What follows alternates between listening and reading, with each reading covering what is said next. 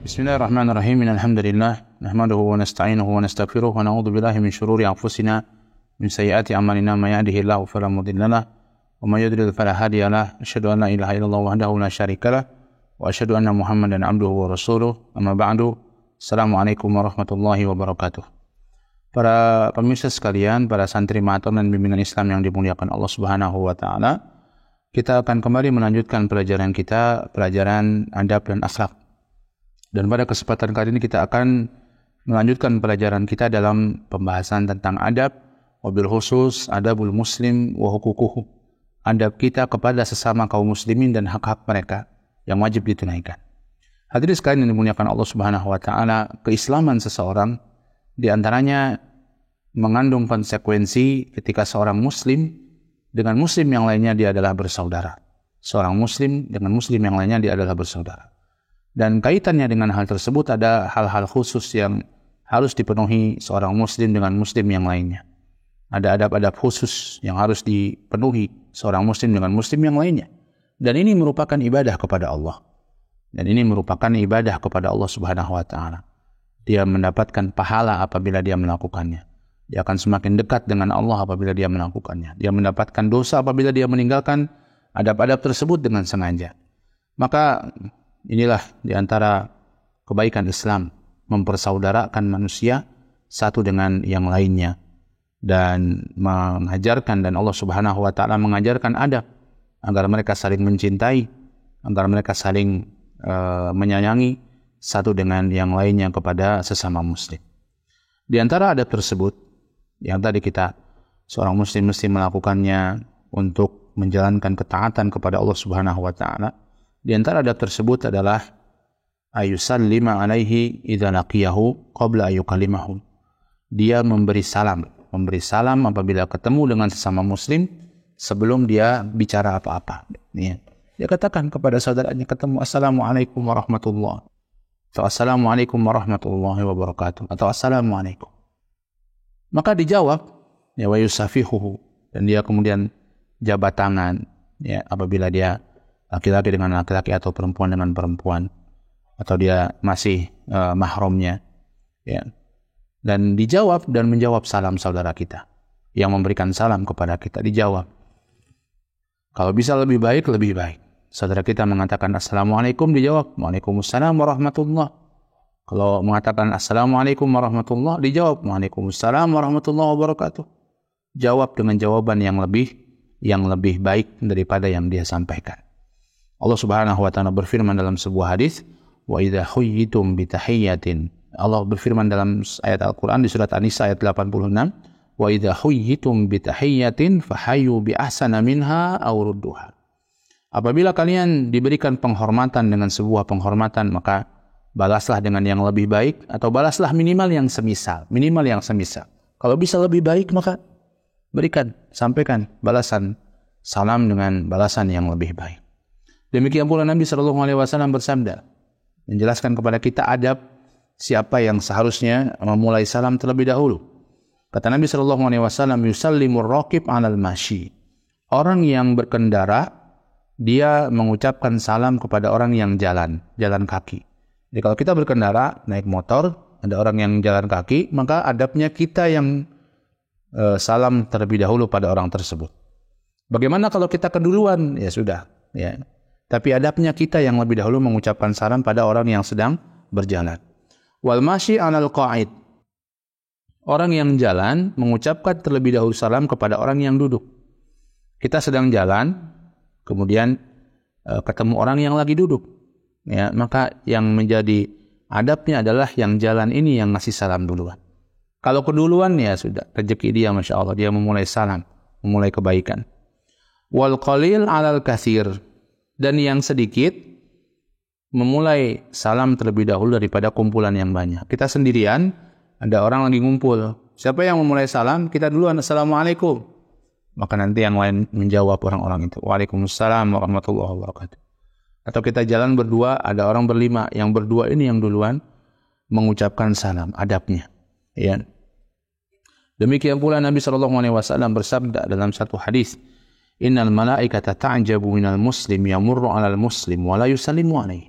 Malaikat heran ada seorang muslim lewat, ketemu sesama muslim, tapi nggak menyampaikan salam. Malaikat heran dengan orang-orang yang begitu. Gimana seorang muslim ketemu muslim lain, kok tidak menyampaikan salam? Dan salam ini doa, ya, mendoakan kebaikan kepada saudara kita sesama muslim. Demikian pula Nabi SAW mengatakan, wa taqra'us salam ala man arafta wa ma lam ta'rif. Dan di antara kebaikan adalah seorang itu mengucapkan salam kepada yang engkau kenal atau yang enggak dikenal. Ini juga di antara perkara yang perlu kita garis bawahi, perlu kita perhatikan. Karena kita kalau ada kenal sama orang baru kita salam. Tapi kalau enggak kenal kita enggak salam, padahal orang tersebut ya kira-kira bisa kita sangka kuat dia seorang muslim. Misalnya tampangnya seorang muslim, mungkin dihara jenggot, bajunya baju muslim, pakai sarung, pakai peci misalnya. Tapi kemudian kadang kita ya lewat gitu aja, nggak mengucapkan salam sama dia. Itu bahkan kadang sebagian orang melengos kalau diberi salam, nggak menjawab, pura-pura nggak dengar. Ya, ini bukan adab yang baik sebagai seorang muslim satu dengan yang lainnya. Demikian pula dalam hadis Nabi SAW bersabda, "Ma min muslimaini yaltaqiyani fatasafahani illa ghufira lahuma qabla ay yatafarraqa." Tidaklah ada dua orang muslim ketemu, dua orang muslim, ingat, enggak berlaku muslim sama kafir. Ya, dua orang muslim ketemu, ya, fatasafahani, kemudian dia saling berjabat tangannya. Apa yang terjadi? Ghufira lahuma qabla yatafarraqa. Dua-duanya diampuni sebelum berpisah. Masya Allah. Jabat tangan tentunya diucapi atau diiringi dengan ucapan salam. Masya Allah. Ya. Wa qawlihi man bada'a bil kalami qabla as-salam fala tujibuhu hatta yabda'a bis salam. Nabi juga mengatakan siapa yang memulai pembicaraan sebelum salam, jangan dijawab apa-apa sampai dia mengucapkan salam terlebih dahulu. Ini adabnya. Mulai pembicaraan dengan orang, salam. Assalamualaikum. Dan ini juga satu catatan yang perlu kita perhatikan. Ini juga berlaku untuk pembicaraan secara tulisan. Lewat WhatsApp, chatting, dan lain sebagainya. Ya, maka ketika kita memulai pembicaraan, ini, wallahu ta'ala alam, ya, bisa jadi itu hari baru. Hari baru, sudah lewat hari. Assalamualaikum. Kita mengatakan Assalamualaikum. Saya meneruskan diskusi kita yang kemarin lewat WA begitu. Ucapkan dulu dengan ucapan Assalamualaikum atau Assalamualaikum warahmatullahi wabarakatuh. Sambil lisan kita mendoakan saudara kita tersebut, bukan hanya tulisan saja. Ini juga di antara adab yang perlu diperhatikan. Ya, jangan tiba-tiba datang, tiba-tiba chatting, gimana yang kemarin? Ya, mau nerusin yang kemarin nih, nggak ada salam, nggak ada apa, salam dulu. Kadang sebagian orang apa itu ya? Mungkin dulu zaman ada BlackBerry ya, ada ping gitu, seperti menggugah, hei gitu kan. Ini juga adab yang nggak pas kalau itu pada sama muslim ya. Assalamualaikum, gimana kabar antum? Menerusin diskusi yang kemarin, Assalamualaikum, gimana kabar antum? Mana mau nanya nih, dan lain sebagainya. Ucapkan salam itu di tulisan. Kemudian adab yang lain kepada sesama muslim disebutkan di sini, ayushammitahu idza atasa bi ay yaqula lahu idza hamidallahi ta'ala yarhamukallah. Dia mentashmit apabila saudaranya bersin. Apa itu tashmit? Yaitu kalau saudaranya bersin dan dia mengucapkan alhamdulillah atau alhamdulillahirabbil alamin, dia bersin hasyik, alhamdulillah. Maka saudaranya yang mendengar, muslim yang mendengar dia bersin dan mengucapkan alhamdulillah, dia mengatakan yarhamukallah, semoga Allah merahmatimu. Syaratnya dia bersin, dia muslim, bersin, mengucapkan alhamdulillah. Kalau dia muslim tapi enggak mengucapkan alhamdulillah, maka enggak wajib. Ya, enggak wajib temannya menjawab yarhamukallah. Dia bersin mengucapkan alhamdulillah, ternyata bukan muslim. Sekarang banyak orang non muslim bersin ikut-ikutan mengucapkan alhamdulillah, tapi bukan muslim, maka juga enggak wajib. Ya, yarhamukallah, masya Allah. Didoakan oleh orang yang mendengarnya, yarhamukallah, semoga Allah merahmatimu. Wa yuraddu al-atis alaihi qailan yaghfirullahu li wa lak au yahdikumullah wa yuslih balakum. Yang bersin lagi ngejawab yaghfirullahu li wa lak, semoga Allah mengampuni aku dan kau juga, atau yahdikumullah wa yuslihu balakum, ya, semoga Allah memberikan hidayah kepadamu, memberikan petunjuk kepadamu dan memperbaiki keadaanmu, memperbaiki kondisi. Masya Allah. Ya, jadi dari bersin saja saling membalas doa kebaikan. Inilah yang diajarkan oleh agama kita. Dalam satu hadis Nabi SAW bersabda, "Idza atasa ahadukum falyaqul lahu akhuhu yarhamukallah. Wa idza qala lahu yarhamukallah falyaqul lahu yahdikumullah wa yuslihu balakum." Apabila salah seorang di antara bersin dia mengucapkan alhamdulillah, maka hendaklah saudaranya yang mendengar mengatakan yarhamukallah. Dan apabila saudaranya mengatakan yarhamukallah, maka yang bersin tadi hendaklah menjawab yahdikumullah wa yuslih balakum.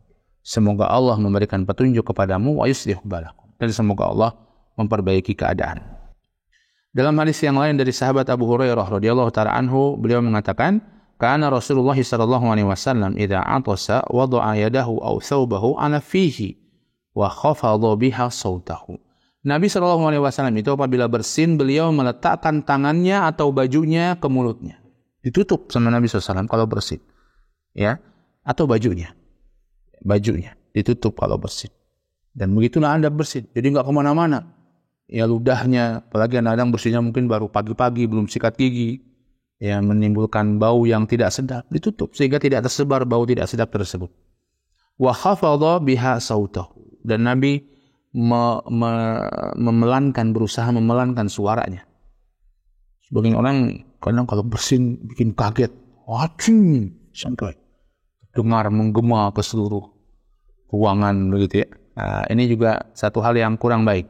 Kalau mungkin bisa suaranya nggak mungkin nggak ada suaranya, tapi jangan kemudian dibesar-besarkan, sengaja dibesar-besarkan. Ini adab yang sesama muslim yang perlu kita perhatikan. Urusan bersin, mengucapkan, mendoakan, saling mendoakan ketika saudaranya bersin. Kemudian yang selanjutnya disebutkan penulis di sini adalah ayyaudahu idza maridha. Dia menjenguknya apabila saudaranya sakit. Masya Allah. Saudara kita sakit dijenguk senang sekali. Ya, maka jangan meremehkan menjenguk orang sakit. Hikmahnya buat yang jenguk dan yang dijenguk. Buat yang dijenguk menggembirakannya, membuat dia gembira. Kalau gembira, senang hatinya, sakitnya bisa cepat sembuh. Ya. Buat yang menjenguk dapat pahala besar bagi dia.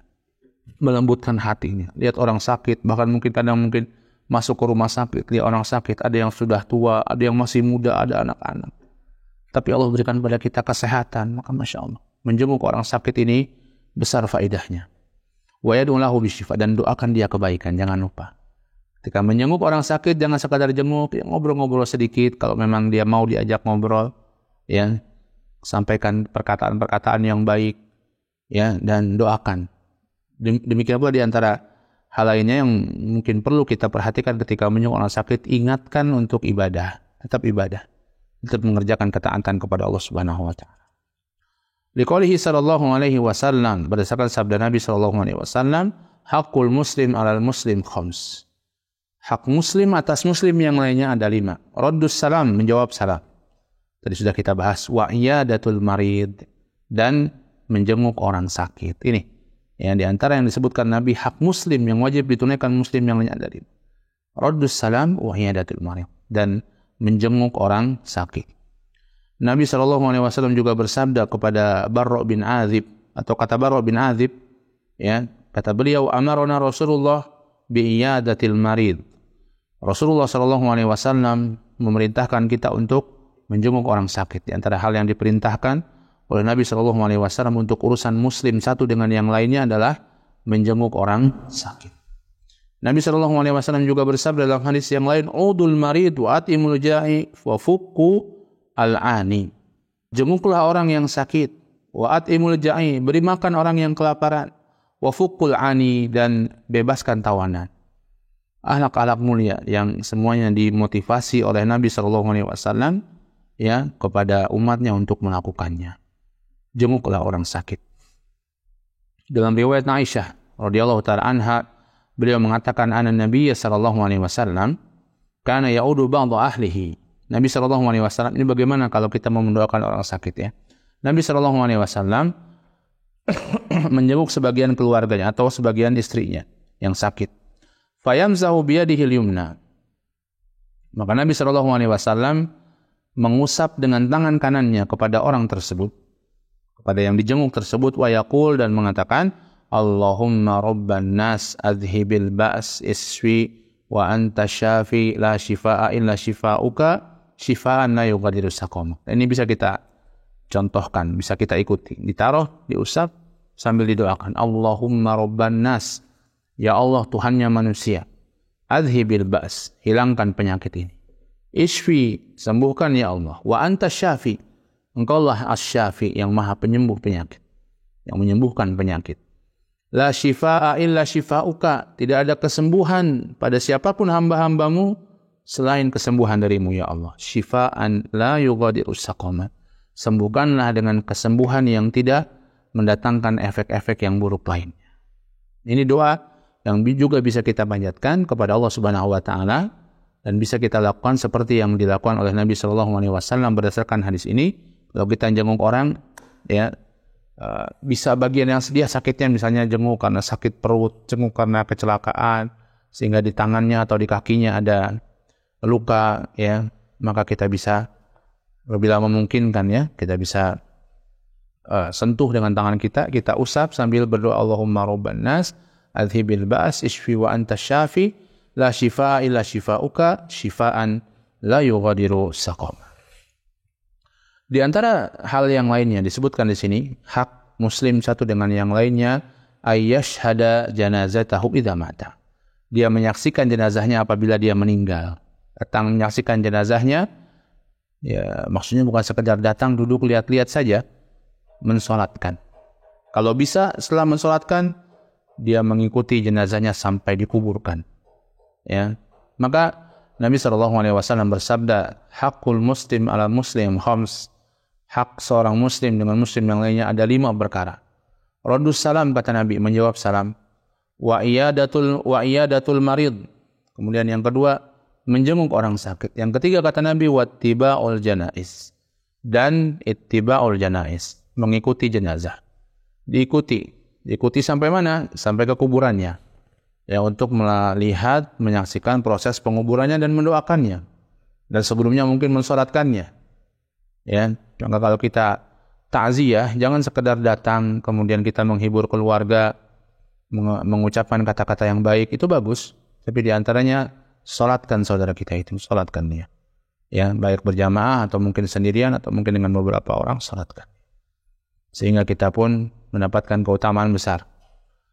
Kemudian kalau bisa, ikuti jenazahnya sampai dia dikuburkan. Demikian pula, di antara hak atau di antara adab seorang muslim kepada muslim yang lainnya yang mesti ditunaikan adalah ayyabarra qasamahu idza aqsama alaihi fi syai'in.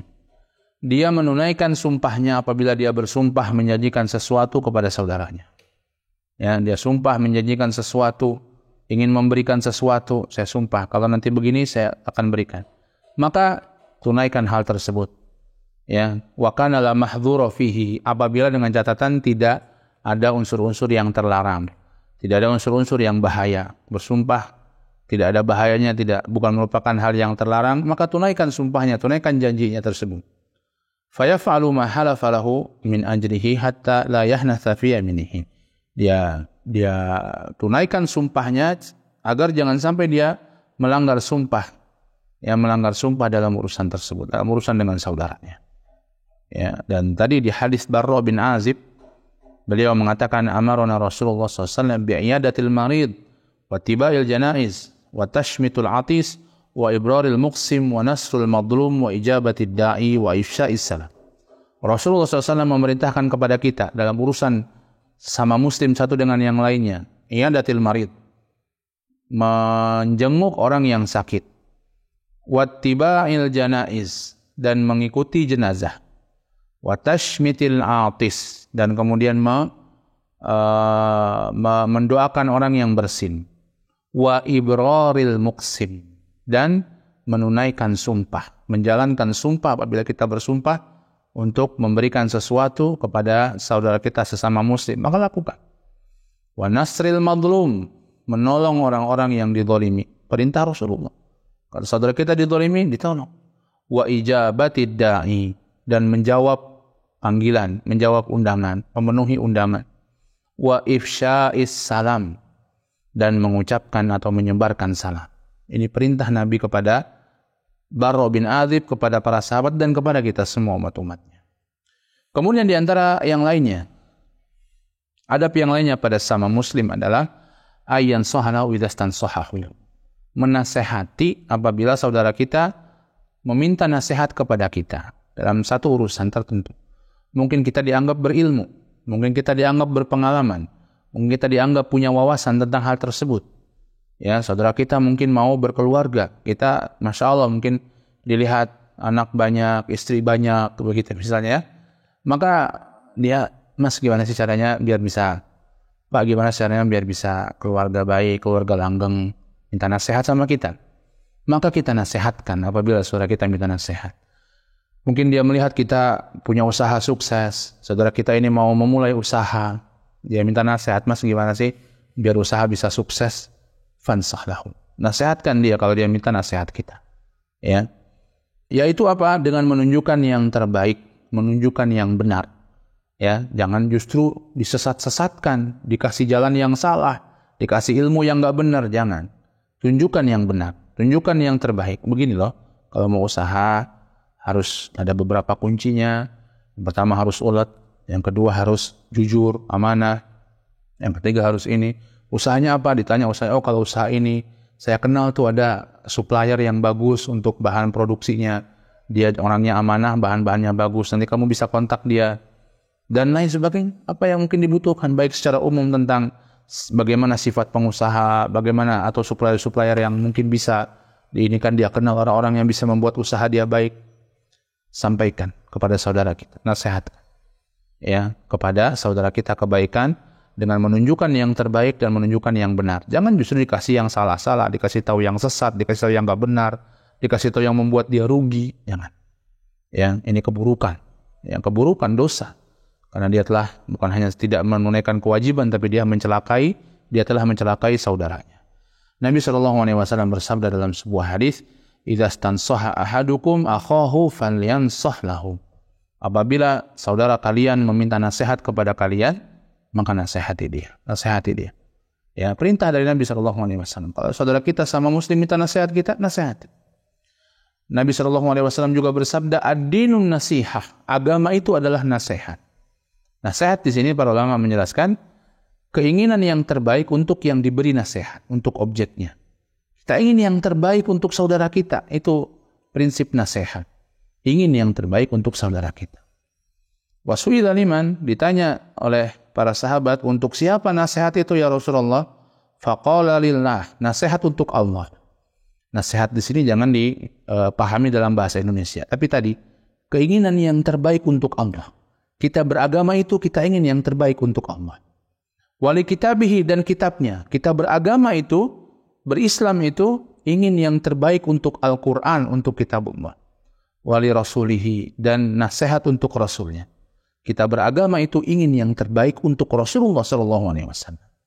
Wali a'immatil muslimin, nasihat bagi imam kaum muslimin. Kita beragama yang baik itu ingin yang terbaik bagi pemimpin-pemimpin kaum muslimin. Karena kebaikan untuk mereka, kebaikan untuk kaum muslimin, untuk rakyat. Ya, kita inginkan dengan mendoakan, dengan memberikan nasihat yang baik dan dengan cara yang baik pada mereka. Wa ammatihim, dan nasihat bagi kaum muslimin secara umum. Kita ingin agar umat Islam, agar kaum muslimin yang terbaik untuk mereka. Apalagi kalau itu saudara kita, apalagi kalau itu tetangga kita, apalagi kalau itu sahabat kita, apalagi kalau itu kerabat kita, maka lebih lagi, ya. Dan muslim di sini, saudara kita sesama muslim secara umum. Apalagi kalau tadi punya hubungan yang lebih khusus lagi dengan kita. Nasihati mereka apabila mereka membutuhkan nasihat kita. Wallahu ta'ala alam bisawab. Sampai sini, walaupun masih ada beberapa poin yang dibahas, cukup panjang pembahasan tentang adab sesama muslim. InsyaAllah akan kita lanjutkan pada pertemuan yang akan datang. Semoga Allah Subhanahu wa Ta'ala memberikan taufik pada kita untuk senantiasa berbuat kebaikan dan istiqomah di atas ketaatan. Semoga Allah wafatkan kita dalam keadaan husnul khatimah. Wa sallallahu ala nabiyyina Muhammadin wa ala alihi wa sahbihi wa sallam. Subhanaka Allahumma wa bihamdika asyhadu an la ilaha illa anta astaghfiruka wa atubu ilaik. Billahi taufiq wal hidayah. Wassalamualaikum warahmatullahi wabarakatuh.